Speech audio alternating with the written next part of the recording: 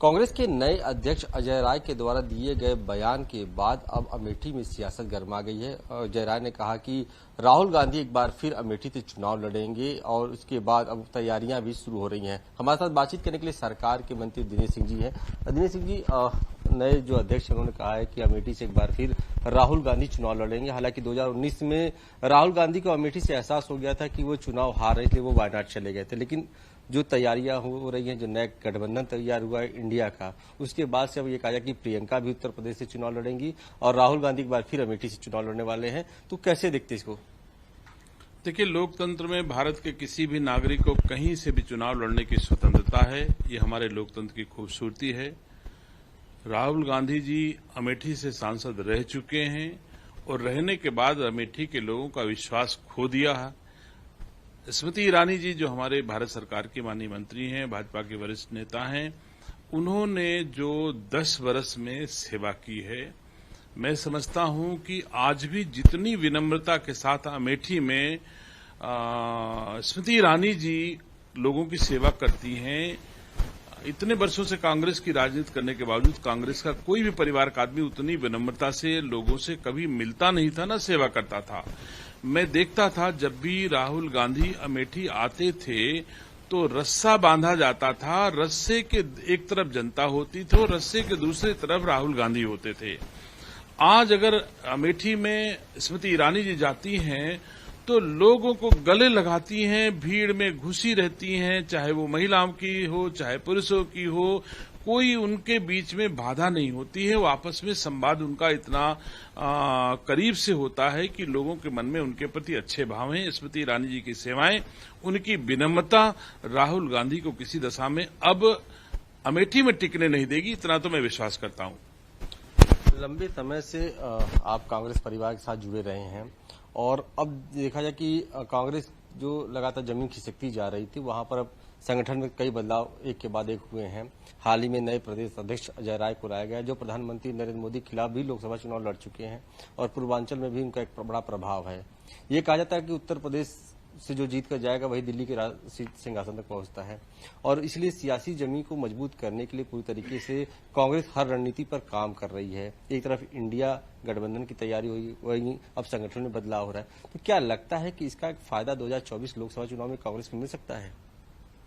देखिए, कांग्रेस ने समय समय पर अपने संगठन में तमाम परिवर्तन किए हैं और उनके सारे परिवर्तनों के प्रयोग निष्फल साबित हुए हैं।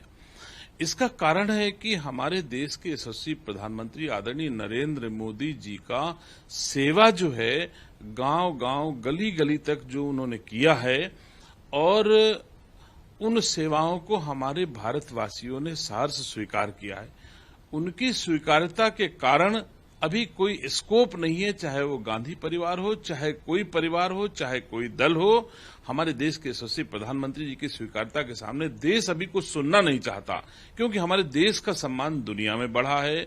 हमारे देश के हर संकट को दूर करने का काम हमारे देश के यशस्वी प्रधानमंत्री जी ने किया है।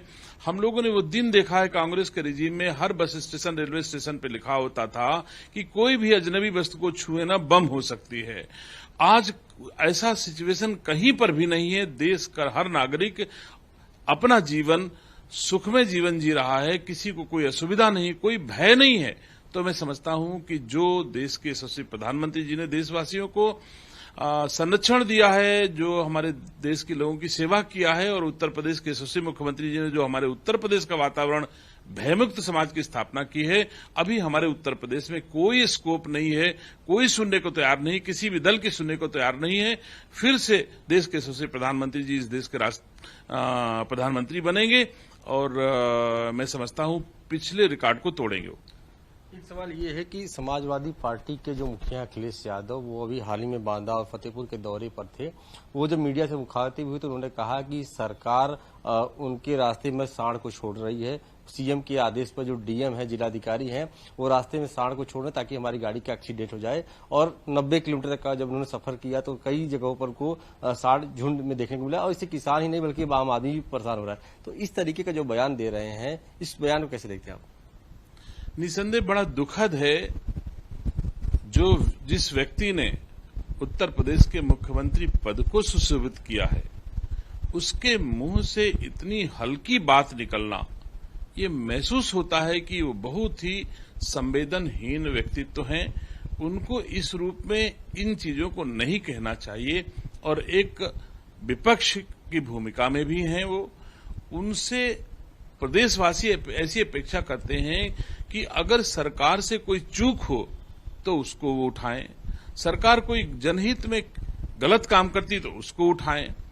ऐसी बातें करते हैं जो न तो जनता उस पर भरोसा कर सकती है, ना हम आप कोई कर सकते हैं कि कोई आदमी किसी के रास्ते में साण छोड़ देगा। ये बड़ी हास्यास्पद बात है, बहुत छोटी बात है, बहुत हल्की बात है। अब समझ में नहीं आता कि इतनी सस्ती लोकप्रियता कायम करने के लिए उत्तर प्रदेश के पूर्व मुख्यमंत्री श्री अखिलेश यादव जी ऐसा कहेंगे, इस पर हम दुख ही जाहिर कर सकते हैं। सवाल ये सर कि किसानों की आय दुगनी हो, इसको लेकर सरकार काम कर रही है और हाल ही में बताया जा रहा है कि पूर्वांचल के किसानों को केले की खेती से जोड़ने के लिए एक नया प्रयास शुरू हुआ है कि उससे उनकी बागवानी की जाए ताकि उनकी आय दुगनी। तो उसको लेकर किस तरीके से काम किया गया, थोड़ा उसके बारे में जानिए। निसंदेह हमारा उत्तर प्रदेश 9 क्लाइमेटिक जोन में बटा हुआ है। अलग अलग क्षेत्र में अलग अलग फसलें इसके कारण तैयार होती हैं। जैसे हमारा बहराइच या लखीमपुर से शुरू करो और गोरखपुर तक हमारी केले की बहुत अच्छी खेती होती है। हमारे बुंदेलखंड में भी प्रतापगढ़, कौशाम्बी, फतेहपुर, बांदा, यहां भी केले की खेती अच्छी होती है। तो खेती केले की और ज्यादा विकसित हो, किसान समृद्ध हो, इसके लिए कौशाम्बी में एक सेंटर ऑफ एक्सीलेंस की स्थापना की जा रही है, जो जिसके लिए बजट भी एलोकेट हो गया है और भूमि भी कैबिनेट से प्रस्ताव मंजूर करके हमारे विभाग को दी जा चुकी है। और मैं समझता हूं शीघ्र वो सेंटर ऑफ एक्सीलेंस की स्थापना हो जाएगी और किसानों को अच्छे गुणवत्तापरक पौध वहां उपलब्ध होंगे, जिससे हमारे किसानों को अच्छी आय होगी और उनकी अच्छी खेती होगी। इसके लिए उद्यान विभाग लगातार किसानों के सेवा में प्रयत्नरत है कि हम खेती को कैसे आगे बढ़ाएं। आखिरी सवाल सर ये है कि इस बार जो बारिश हो रही मानसून में, इस बार औसत से काफी कम हो रही है। कई इलाकों में ठीक ठाक हुई है, लेकिन ज्यादातर इलाकों में बारिश बहुत कम हुई है। किसानों के लिए बड़ा चिंता का विषय हुआ है कि उनके लिए फसल जो है सही हो पाएगा कि नहीं हो पाएगा। सरकार और प्रशासन की तरफ से क्या तैयारी किया गया है कि ताकि किसानों की आय जो लक्ष्य रखा गया कि दुगनी हो, साथ ही किसानों का भी जो जीवन हो बेहतर रहे, तो उसको लेकर क्या तैयारी किया गया है? देखिए, किसानों की आय दुगनी करने का हमारी सरकार ने भरसक प्रयास किया है और बहुत कुछ हुआ भी है, इसमें कोई संदेह नहीं है। आप जहां कहीं देखेंगे हमारे एमएसपी के दामों में भी इतना सीधे बढ़ाया गया है, उत्पादन को भी इतना बढ़ाने का काम किया गया है और बहुत ऐसी ऐसी फसलें नई तरीके से, जैसे हम स्ट्रॉबेरी की खेती करने लगे हमारे किसान मिर्जापुर में, कुशीनगर में और तमाम जनपदों में, तो 1 एकड़ में 20 से 25 लाख रुपए तक की स्ट्रॉबेरी काट रहे हैं। अगर इसको आप कितने गुना मानेंगे, अगर हम पारंपरिक खेती धान गेहूं की खेती मानते हैं तो 1 एकड़ में 40,000 का धान और 40,000 का गेहूं, 80,000 से ज्यादा की उपज नहीं तैयार होती है। और आज हमारे उत्तर प्रदेश में आदरणीय योगी आदित्यनाथ जी के नेतृत्व में किसान इतना काम कर रहा है, स्ट्रॉबेरी जैसी खेती करके, ड्रैगन फ्रूट की खेती करके और 25-25 लाख रुपए 1 एकड़ में कमा रहा है। तो ये तो कई गुना होगा, 2 गुना से भी ज्यादा हो गया है।